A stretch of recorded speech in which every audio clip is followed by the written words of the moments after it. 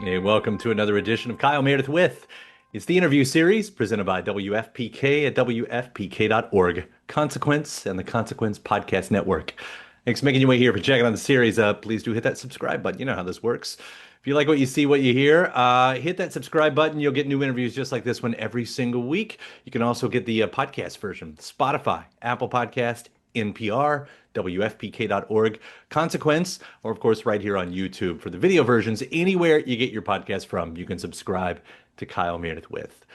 That's me, Kyle Meredith. Today, talking with Alan Walker, one of the biggest EDM electronic music forces in the world. Of course, he broke a decade ago. In fact, almost exactly a decade ago, with the song "Faded." And we get to talk about that journey from taking a bedroom project all the way to the world stage, having songs in the billions of streams. He just finished his Walker World tour, coming off of the latest album, Walker World 2.0. We'll hear about that a little bit. We'll hear about the new era that just begun with this song, Me, Myself, and the Night. In fact, not only do you get that, but you get this brand new app, the World of Walker app. It sort of takes all the good parts of social media and just for his fan base. So we're going to hear about that. We're going to hear about the movie experience called Walker World: The Last Ride that's coming out. There's a lot of things happening in Walker World and a lot of good reasons to be a fan right now. So let's get into this. Talk about all of this and a whole lot more. It's Kyle Meredith with Alan Walker. You're just fresh off the tour, the Walker World Tour. You just finished it up, Central Park, no less, right? Like, I don't know, man. It seems like you're touring all the time, but how was this one? Especially now that it's not too far in the rear view. Yeah, no, I mean Central Park is tomorrow, and it's pretty exciting. Like it's been a 1.5 year journey. We've been all around the world playing the Walker Road shows, and yeah, like it's been a pretty unique experience to have the opportunity to share the one language that we all know, which is music, and it's such a cool way to unite people and spread so much joy, love, and energy all around the world. You've had that sort of mindset for a long time, maybe even a mantra too. I mean, where did that come from? I mean, some people, they like music, they like to play music because of, the buzz you get. They like to play music because they can't do anything else. So much of it about yours has been about connection. Why is that? I don't know. I think it's maybe something that people resonate with in the melodies and the lyrics. Like for me, it's like I always want to tell people that my music is something for yourself to interpret in your own way. Like if you're feeling sad, like you can feel that the song is sad, or if you're feeling happy, then the song is happy. Like I feel like it's like more of like a guiding light in a way within the music. And I guess that it's something with those things like melancholic melodies or emotion in them that people resonate and connect with. Well, you're doing good work out there for the world.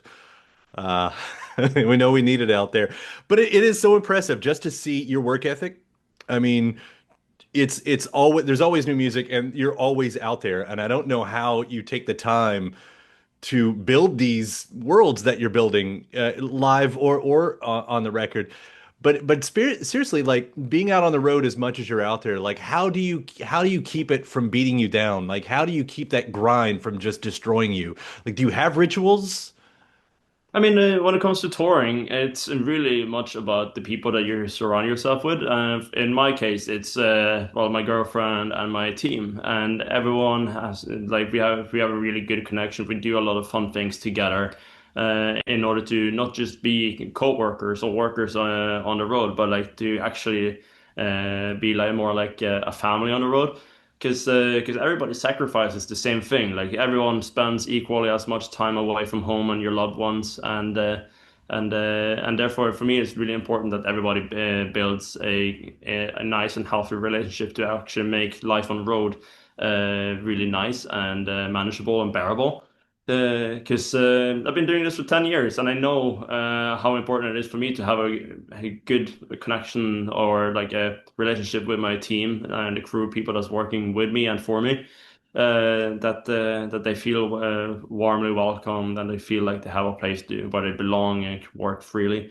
So for me, like that's the number one. And then we don't really have any rituals or whatever. Like now, if before a show, like the only like ritual I have is just grab an energy drink and just feed on the energy and adrenaline from the audience. Yeah, and somehow you still make that. I mean, you have to make it some version of home while you're out there, right? But you hear about people like, oh, they've got to wake up and immediately go running, throughout whatever town they're in, or just something like that. It's always interesting because, humans might have been nomads hundreds of thousands or millions of years ago or whatever, but our bodies isn't really quite made for that in the same way these days, so that you can not only survive, but thrive in that environment. Like that's something, you know? Yeah, yeah, no, 100%. And like let's say we're traveling 100 days a year, and sometimes we have back to back to back shows. Like I usually say that we you always end up with three selections of things you can do in a day aside from the show, which is eat, sleep, or work out. But you can only do two of them if you really have time. Like if we're on like no sleep, like you can either choose to sleep in, but then you either sacrifice eating or working out. So it's like everything comes down to making choices alongside with everything we do on tour. But yeah, no, I mean like I enjoy touring. You get to see the world.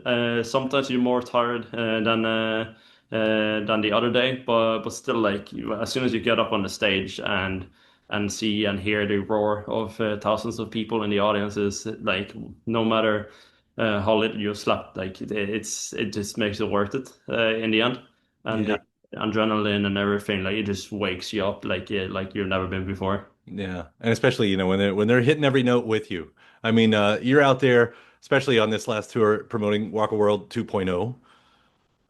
Which I don't know, like when you name it 2.0, like that's fun. That's fun for fans. Do you think of it as a sequel? Do you think of it as a continuation?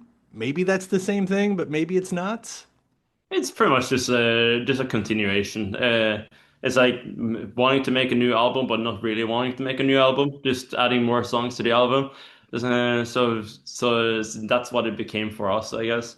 But no, like the Walk Around album has become a immersively like large project. I'm super proud of it. We've had a chance to work with a lot of amazing talents from all around the world and make some really cool music, and honored to have them all on one album. Yeah. Have you thought about like tackling the idea of a linear story over multiple pieces in that sense? Yeah, I mean, like already, like I would say the Alan Walker World universe is already like a very big, like music video wise, like a very big universe. We have like our kind of like our own little cinematic universe going on there, and it's important for me that we have like a story to tell throughout all the music videos, so people can follow along and hopefully follow the story that's being told within the music and music videos. Yeah. And I guess that's what I was getting at. Like you can have the music videos, but and the music videos can sort of take the songs if they're not already there into that. And I guess that's what gets me like it's almost like you're so close to actually producing a straight on rock opera, if you want to use that term, you know? Yeah, I mean, we could, but like in the past, we've previously made the Aviation movie, which took the entire Alan Walker cinematic universe, compiled everything into one to tell people the story from day one to where we were done. But that was back in 2019, and now we are slowly but surely closing up to 2026, and we are aiming to compile the Walker World like journey that we've had into one, similar to what we did with the aviation tour, and show people the story. And yeah, that was built in the Walker World. Is this what we're talking about? Is this Walk a World, The Last Ride? Yeah, or like this cinematic experience that we're aiming to launch very soon. Yeah. Yeah, I mean, you are taking this. There is a band on a stage and they play a song and that's it. That's where the relationship is. And you are taking this into a 3D sort of relationship. It's so far beyond the song. And obviously, I mean, you're not the first one to make a movie and everything, but the way you're doing it, all the components, it's so far beyond that. Like, I'd love to hear about this. Like, when did you dream this part up?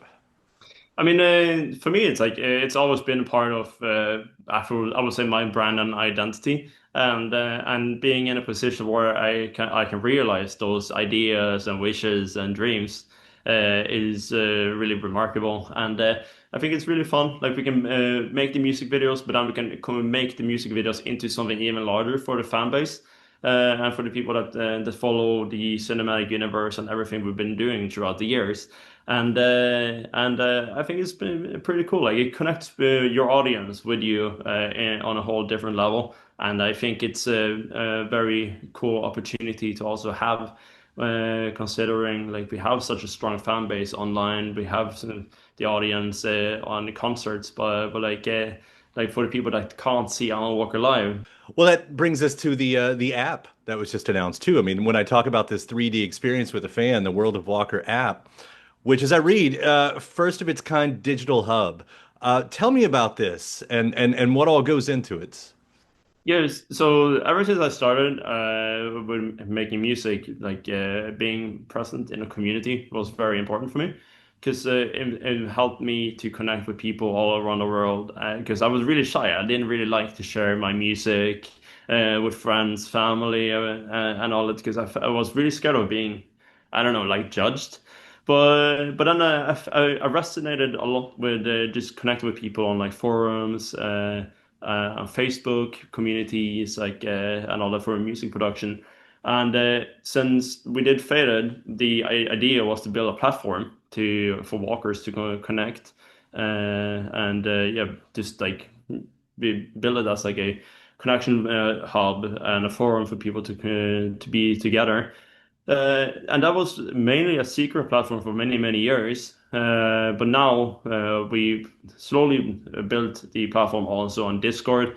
And now we had the idea of doing something completely new, which will be the new World of Warcraft app that's coming out. And I think it's like a really unique opportunity for us to reach out to the fan base, connect with people, advertise music, and just do handle everything ourselves, as we've kind of like subtly been saying in the media as well about the app itself. That we can give people the music releases, everything like handle our own streaming and distribute people. I mean, things the way we we want.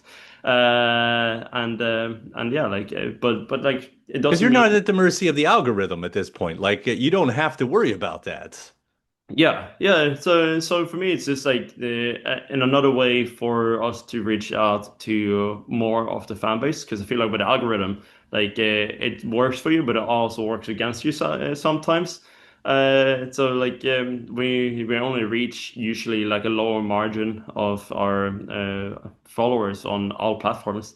And when we can collect everything on one platform, where we hopefully can maintain people being active and all, then hopefully like we can make people listen to the music through that platform or use it to listen to the music and other content that we distribute there. And yeah, like hopefully like it just overall like build a whole new fan experience that's never been done before. It's really all in all like a big experiment for us. Mhm. Like as you said, like it's never been done before. And I think it can be very interesting, but I feel like it's also like something that can work in our favor, but it's also something that might not always work in our favor either. But I feel like we are in a position where we can launch something like this, Mhm. try, see how it works, and move on from there. Yeah, take the chances. I mean, why else if you can't have fun while you're doing it, but you're also, I mean, with this, we get new music already. Like, here we are, the tour is just finishing, and already you have a new single, Me, Myself, and the Nights, brand new era, right? Oh yeah. Yeah, new music, new era, more things for the fans. Like I think it's a very cool well era that we're moving into. On the music side, I'm aiming to make more core Alan Walker music. And so more music that sounds more like what I did back in like 2016, 17, 18, 19, hopefully. And yeah, overall, like just a bunch of exciting projects coming up. So why is that? Why are you looking at that era of music to kind of jump off from?